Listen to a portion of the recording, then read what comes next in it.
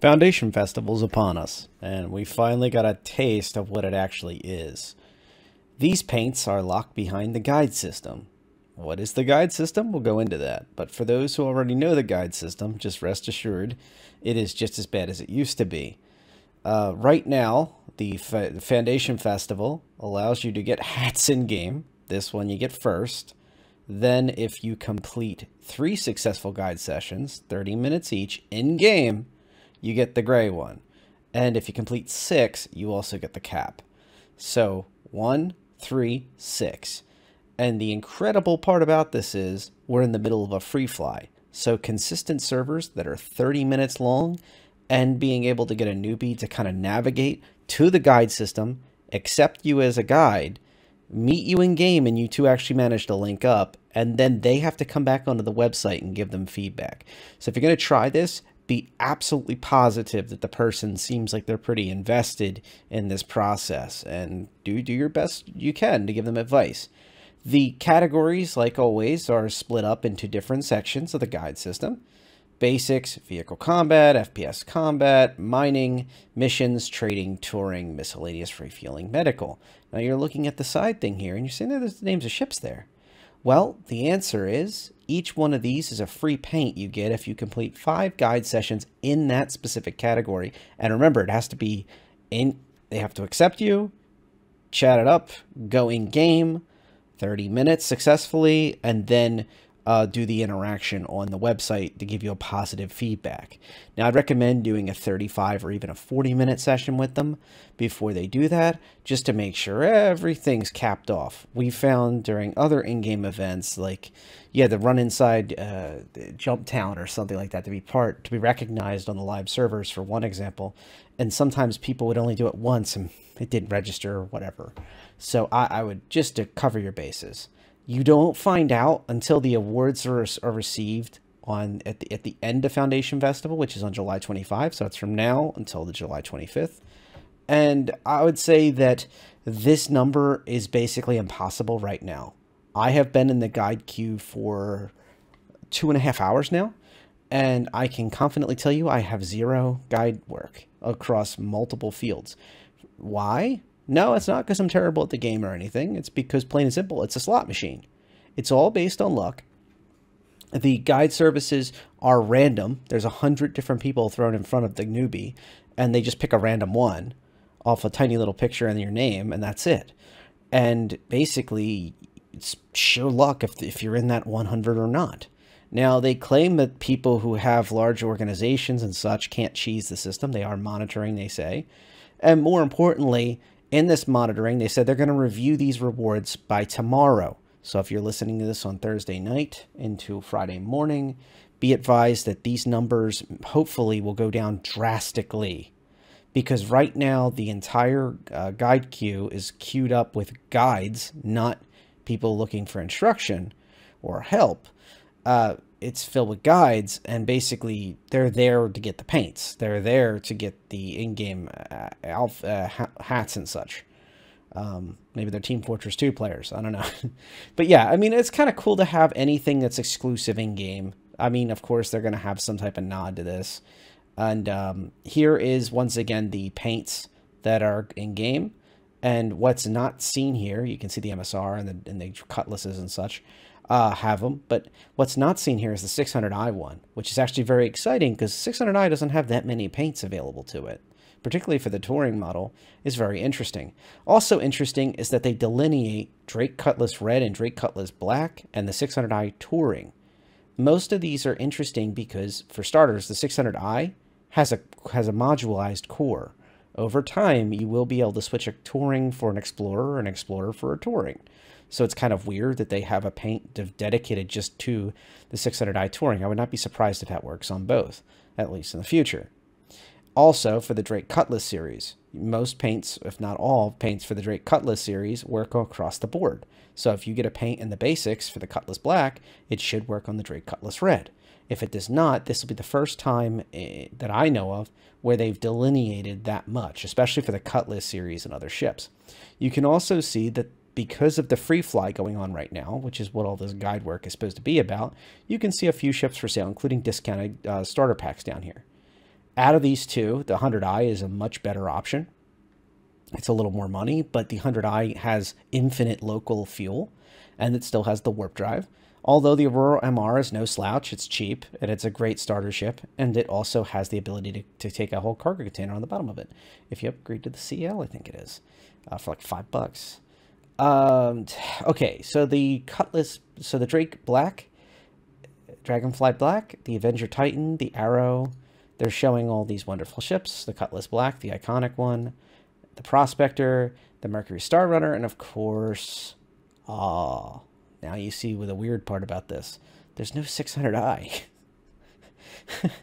Like, it's really weird to have all these ships here, and they're here because they have paints. But they didn't put the 600i in the lineup. It's just like this event is kind of feels kind of thrown together. Discounted starter packs are never a bad thing, but notice they're only available till July 18. Why are they only available to July 18 when the event is till July 25? The Foundation Festival ends on July 25th. So it's just it just feels a little bit all over the place. The free fly, the sales, the free fly ends on July 15. The limited time starter packs, which you will need after your free fly, are until July 18. And then the event ends on the 25th, which assigns all the prizes, the freebies for the guide festival, which you can only get through the guide setup and through these starter packs. Now, I would not be shocked if they suddenly do a retraction on these ships and start selling the paints, but that would be kind of weird. But it's already bizarre that they have Foundation paints tied to these ships right here. I think it's kind of meant to be like, oh, they're for the starter folks, and then everyone else gets the bigger ship type stuff. But then you take a look at these, and I mean, there's an Arrow here, there's Gladius here, there's smaller vessels mixed in. No, they're not as small as your starters like the Aurora and the 100i, but they're not much bigger. So it's kind of just a weird event. I really hope that they completely rethink this, and it would take a lot of pressure off the guide system if they allowed you to purchase these paints, and preferably earn them in game, not through the guide service, but through some other method. A mission, for example, that greatly benefits free flyers would be really cool. If you had the free flyers encouraged to spawn at, say, New Babbage, like set it as their default location, and then it says, hey, we recommend you spawn here for this patch. Would you like to go somewhere else? Sure, you can go there if your friends tell you somewhere else, but put all the newbies in one city. Now, have a planetary landing location full of newbies, and then have missions that involve the veterans taking them out to like Jump Town or somewhere else for like these awesome gunfights. And if you bring 10 people and 8 of them come back alive, you get the big paint reward. So it's like a challenge to get them through this bunker mission or this crazy adventure to Jump Town or wherever. And then all of a sudden now you've got something that involves the older community who have all these ships and new folks who are just here for the free fly, who are looking to find out what Star Citizen is all about. And even just, it's okay if they're friends even. That's perfectly okay. Right now, it's kind of an adversarial position where you're not supposed to use friends to help you get through the guide service. You're not supposed to cheese the system. And there's multiple posts by CIG complaining about people trying to do that and warning them and swaggling their finger. You should be encouraging people to want to hang out with their friends during a free fly and show them what Star Citizen's all about. I think that'd be the best way to grow the community, is not split it.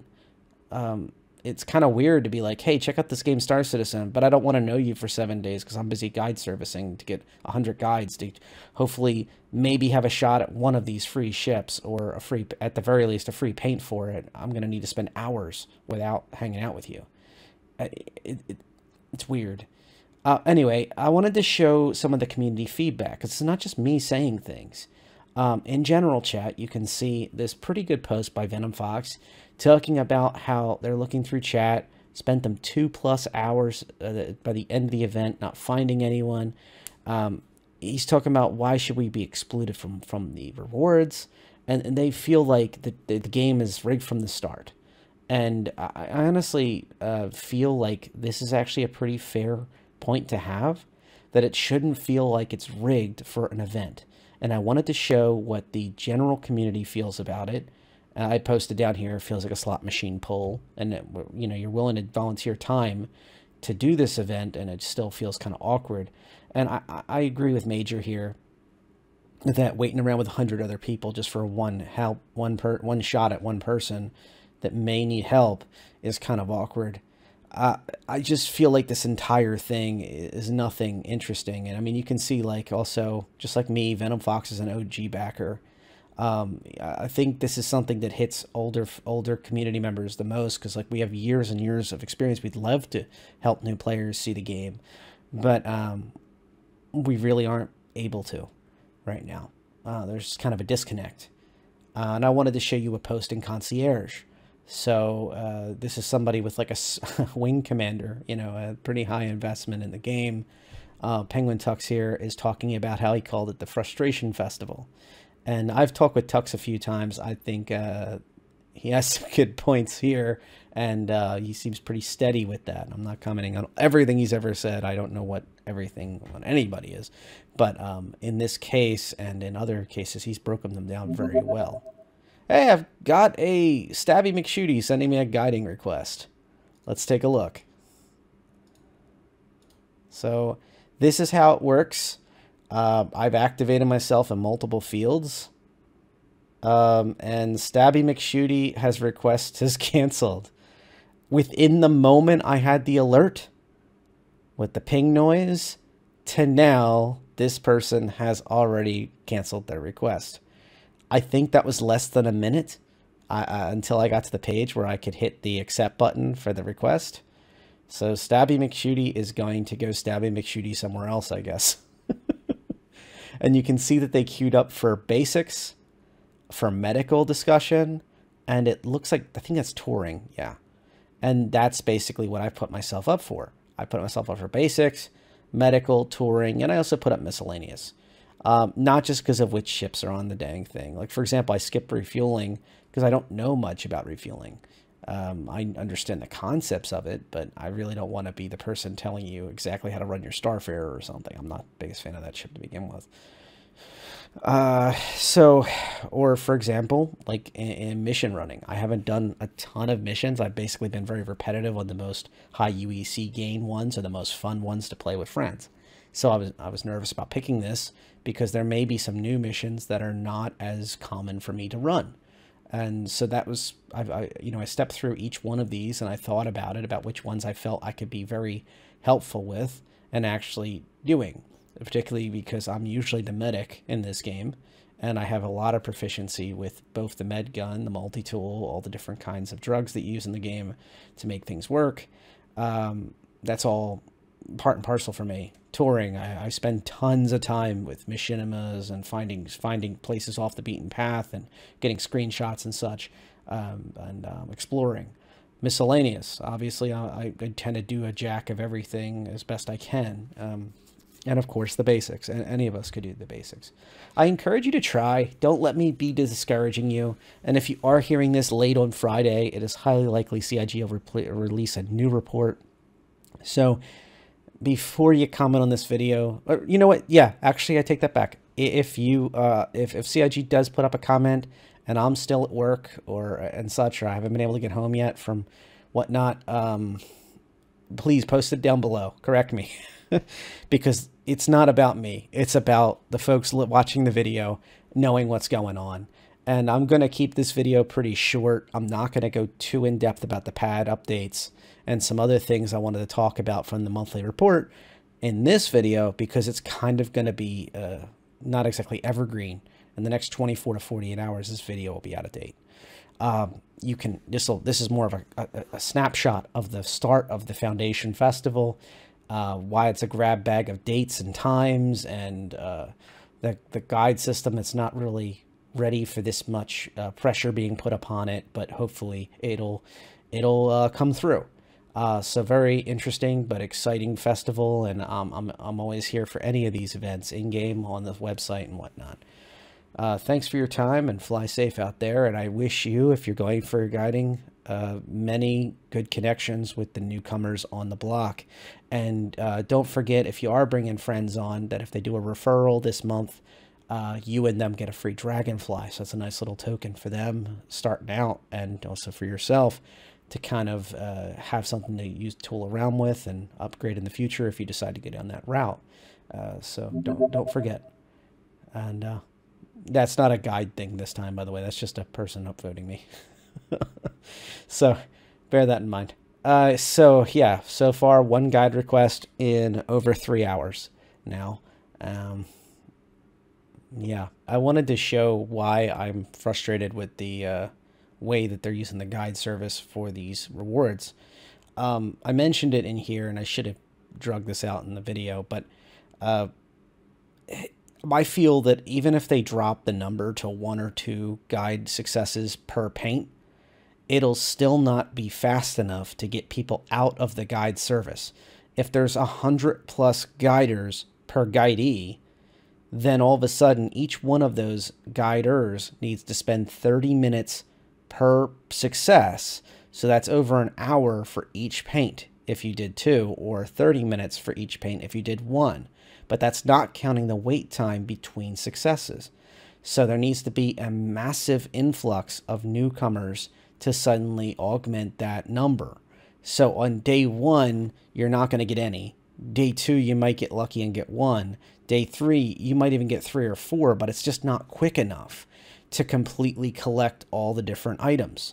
You might get lucky by the end and have 6 different random ones and different topics, maybe, and get the hat and whatnot. And remember, it has to be a success. It has to be 30 minutes of stable server time in-game.